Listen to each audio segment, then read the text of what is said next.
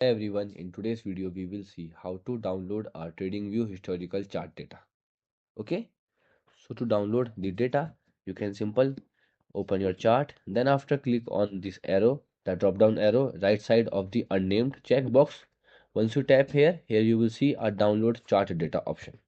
Okay, so this feature will only available for the paid users. If you are a free user, you will not be able to download the chart data, means export the CSV file.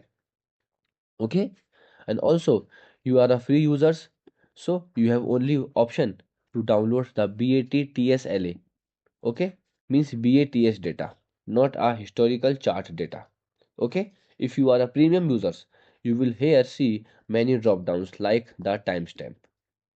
Okay, so and then once you select your historical data, you can simply click on download. So and then the chart will be exported to your PC directly on your downloads in a CSV format. Okay, goodbye.